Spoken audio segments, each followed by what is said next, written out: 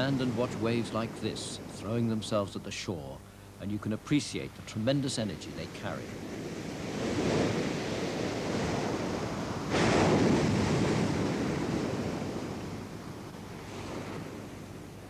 But how does the wave energy propagate across the oceans? In 1963, waves across the Pacific were tracked all the way from Antarctica to Alaska. The waves that come onto the beach here in La Jolla may have come from very distant storms. Of course, it's not an individual wave crest which you can follow from the storm, but rather an energy packet. The way these energy packets propagate and attenuate was the subject of a fascinating expedition some years ago.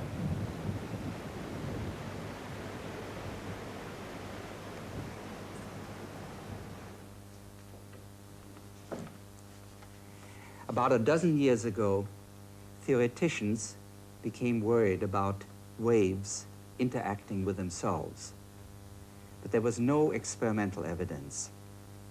So we thought we would set up an experiment taking advantage of the fact that ocean waves travel over very large distances and are attenuated precisely as a result of such wave interaction. We therefore occupied a series of stations all the way from the southern oceans to Alaska, putting special emphasis onto the equatorial region where these waves would cross the trade wind sea. Let me show you where the experiment was set up. Here's the Antarctic continent, the southern oceans, where the severe storms take place during the southern winter, and the waves come from these storm areas and travel up into the Pacific Ocean. We wanted to select stations which were along a straight line from the storm, known as a Great Circle route. At the same time, we wanted to avoid any island chains which would cast a wave shadow and interfere with an attenuation study. For each of the sites, we wanted to place the station where it was most exposed to the incoming waves from the southwest, and to place the instrument sufficiently offshore so that the effects of refraction and the effects of shoaling on wave height would be very small. Here are the stations that were selected. The first station in New Zealand, almost in the tail end of the storms. Further north, American Samoa. Palmyra, just north of the equator. Hawaii. And the last station in the Gulf of Alaska, Yakutat. And in between Hawaii and Yakutat, we placed the Scripps floating platform flip.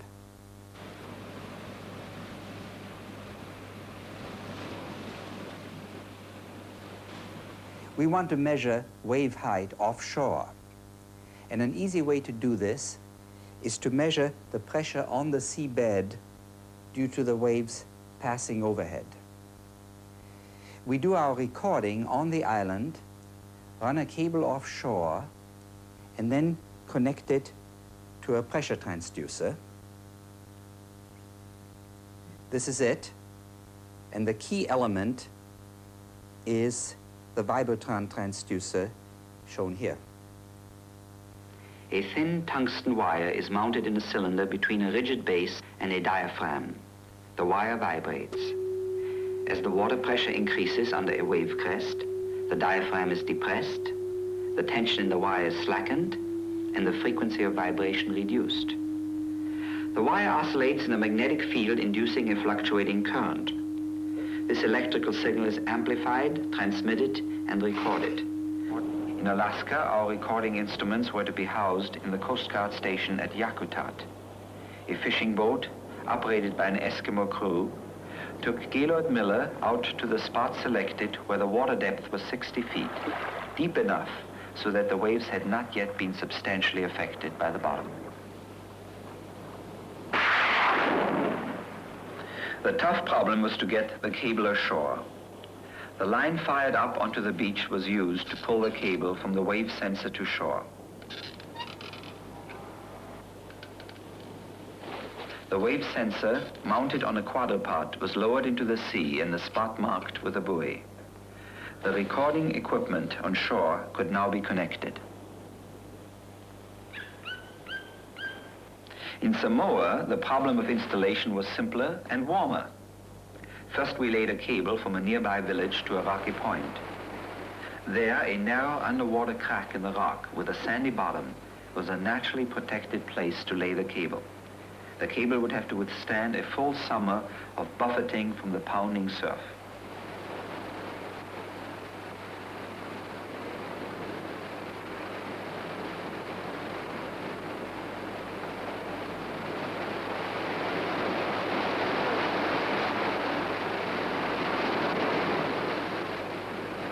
The wave sensor had been lowered into the water from an outrigger beyond the breakers.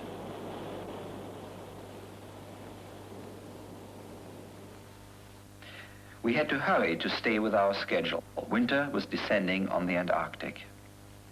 Studying the weather maps of July 5th, Bill Powers noted a great storm building up south of New Zealand.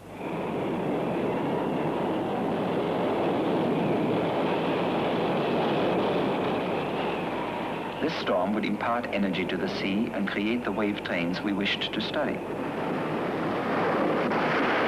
Cape Palliser, New Zealand, on July 6th. The waves from this storm arrived. The station had gone into operation just one day before. At last, our instruments could measure some real Antarctic waves.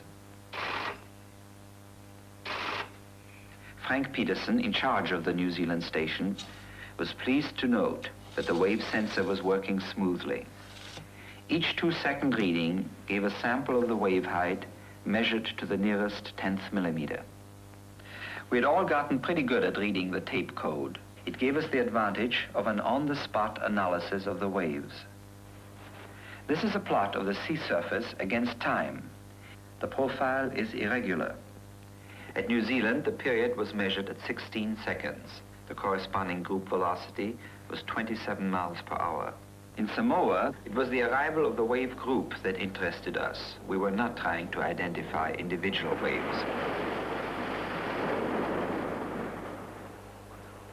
To operate our recording equipment, we had taken along our own generator. As at all the stations, we recorded for 3 hours, twice each day, from 4 to 7 a.m. and from 4 to 7 p.m. Preliminary analysis showed that the waves at Samoa were more regular than at New Zealand. This is because the long waves, which move rapidly, have separated from the short waves, which are slower. Flip had arrived at her lonely North Pacific station on her first major assignment at sea. The wave sensor had been bolted to the hull of Flip and would reach the proper depth when Flip flipped.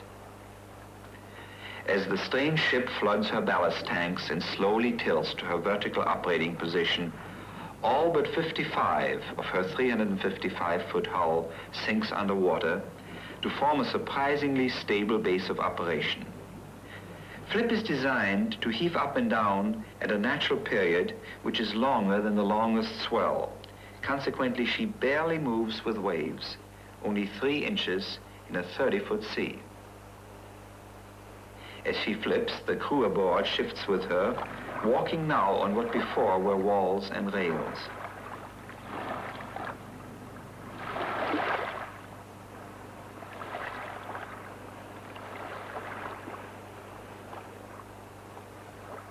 Jack Northrop operated the wave recorders aboard Flip while she was on station for a month. Wave measurements aboard Flip were comparable and in some ways better than those on land. Flip floated with negligible drifting, taking wave measurements for 3 hours, twice a day. After a 10,000-mile journey across the world's largest ocean, our waves, direct descendants of the waves born in the Antarctic winter, finally reached the shores of Alaska. Here, after their 2 weeks' journey, they finally die on the gently sloping beaches. The energy which had traveled across half the planet is at last expended in the breakers.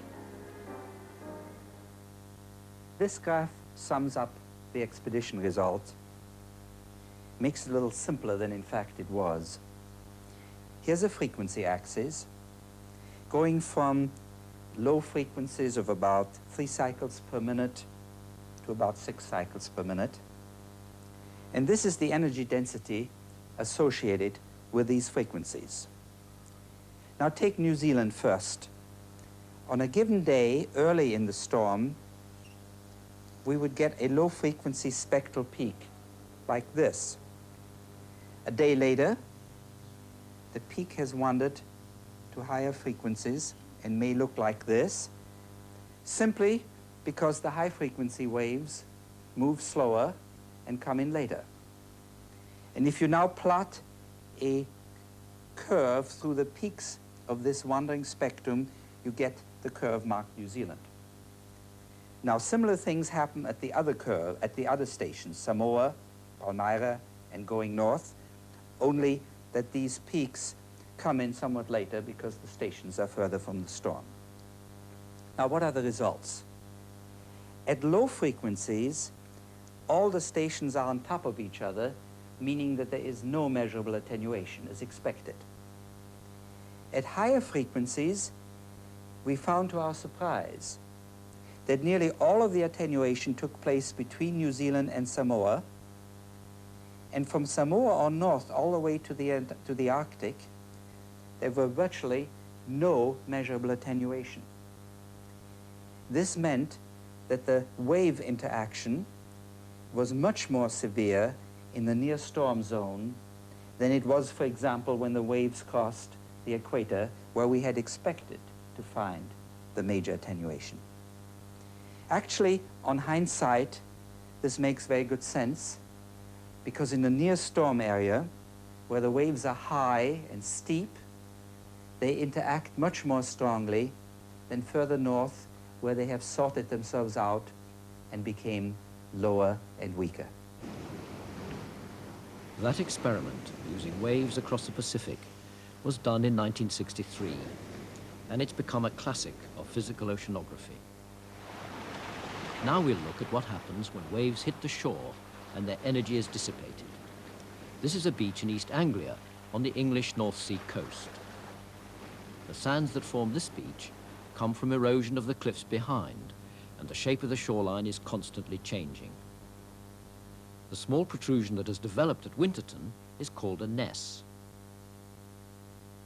Although it's not known just how the ness formed, its shape can be explained by interference between the ness itself and the longshore current.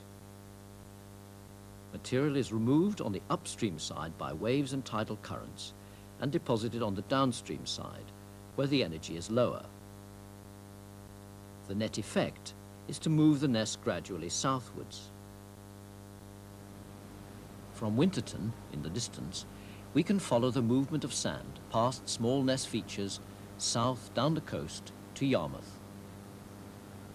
Here, there's another major feature of sediment deposition. The river in the background no longer discharges straight out to sea, as it was known to have done during Roman times. The old entrance used by Roman warships is now blocked by massive sand accumulations. And the town and port of Great Yarmouth have been established on this sediment since the Middle Ages. The construction of the port, with its 2 pierheads, has added a new element to this process.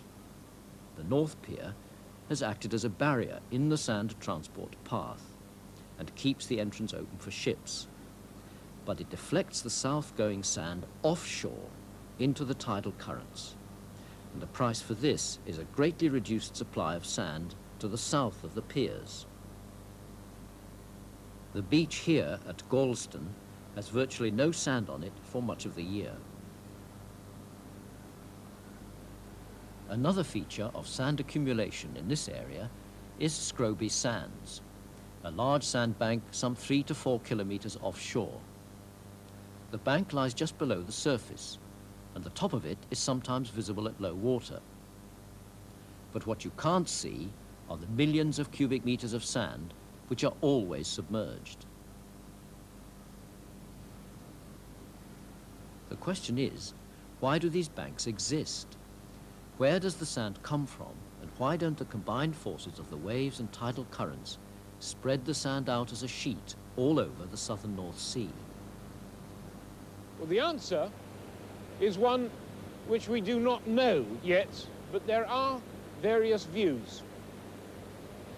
Certainly the waves will tend to comb the top of the banks down, so the construction of the banks is not something that we can attribute to the waves. Rather, we must seek an explanation from the tidal currents. Now, the tides up and down this coast are very strong. 2.5 knots is the strength of the tides off here, and that is about 1.25 meters per second. This carries abundant sand in suspension. South of Lowestoft, there are no sandbanks. So why are these banks found in the Lowestoft and Yarmouth area? A clue to what may be happening is that Benacre Ness, in the distance, has been found to be moving northwards. It's long been known that sand becomes coarser as one goes north from the cliffs at Cove Hythe, past Benacre, towards Lowestoft. Everywhere else in East Anglia, sand gets coarser in the direction of transport. We now believe that sand moves north, past Benacre to Lowestoft. So the Lowestoft area represents the point of convergence for two sand transport cells.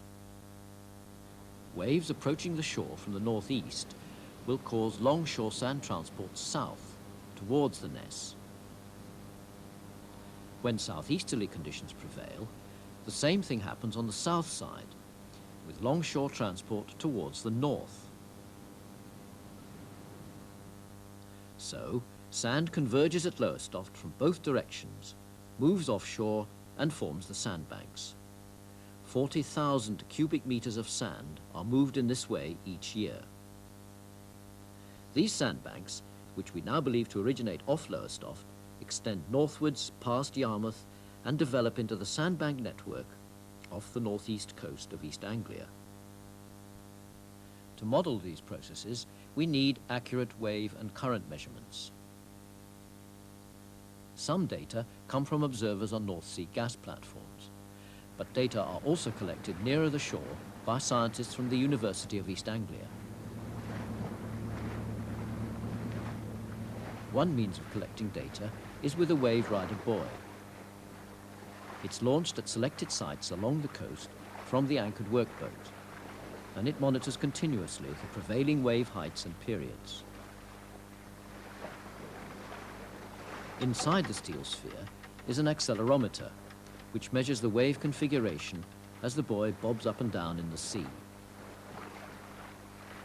The data are transmitted back to the nearby shore station by VHF radio from the aerial on the buoy. Another measurement that is made is of water velocity. This is carried out by a current meter, either anchored to the seabed or suspended from the boat. The vane acts like a weathercock to keep the impeller pointing directly into the current. The speed of rotation of the impeller is then directly proportional to water velocity.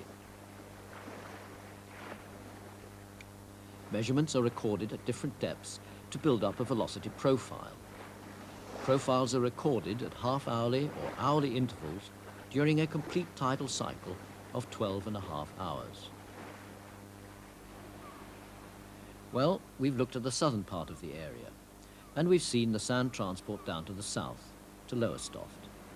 That accounts for maybe 3/4 of the material eroded from the Norfolk cliffs. 1/3 to 1/4 of the material, however, moves off to the north and to the west, past Blakeney Spit, along the North Norfolk coast, and into the northern corner of the Wash. Sand has been accumulating here since the end of the last glaciation, and continues to accumulate at the present day. Hardly any of the sand is brought in by rivers. Sand transport within the wash is dominantly by tidal currents, and this is one of the best areas in the world for examining the effects of tidal currents at close hand. The tidal currents create large-scale bed forms, megaripples. Their shape indicates the direction of movement of the sediment. The question is, why do the steep faces of these bed forms face in the direction of the flood tide when the last current to flow over them was the ebb tide? The simple answer is that the flood tide flows faster than the ebb tide, and the bed forms retain the shape imposed by the stronger current. Such bed forms are common wherever there are strong currents. This is the Tay estuary in Scotland. Tides are strong here, and they move a lot of sand about, both in suspension and in the bedload. These megaripples are aligned across the line of tidal and river flow, as you'd expect. Further up the estuary, currents are weaker and finer sediments are deposited, forming tidal flats. Where the sediments have formed a stable substrate, vegetation is quickly established. The upper part of the tidal flats are dominantly of sands, and they pass landwards into a series of muds, the very fine sediments which form the innermost part, and upon these muds we get the reeds growing out. The edge of the reed beds is often quite a steep slope, and this steep slope, up to 20 centimeters high, is backed by these reeds. Now you see here two sorts of reeds. We've got the last year's growth of reeds. They're up to 4 meters high. They're yellow, they snap easily. These will contribute quite a lot of organic material to the estuary as a whole. At the bottom of the reeds we see the little green growing ones, and these are the new growth. These will take a matter of 3 or 4 months probably to reach maturity, and around these reeds we see the deposition of fine material, the fine sediments occupying the muddy floor, and this gradually builds up through time. Once the level of the tidal flats has built up sufficiently, the reeds will grow, and then they lead to an acceleration of deposition of the sediment. Now, suspended sediment, which forms about 95% of the input to the estuary, is carried by the water around these reeds at high tide, and on the surface of the reeds, some becomes held. So we have sufficient cover like that, which you can see on the fingers becomes rather dirty. The second mode of entrapment of material in here is within the broken off columns, such as this one. If we break that and split it, we find there is a sediment plug held in there. This is material which has come directly from suspension, and this is what is ultimately building the level of the marsh up. No two estuaries are alike in their patterns of sediment deposition. The interaction of waves and tidal currents with river flow is never the same in two places. Estuaries are where seawater mixes with river water, and they're rather tranquil environments. But where the sea meets the land directly, a lot of energy is expended.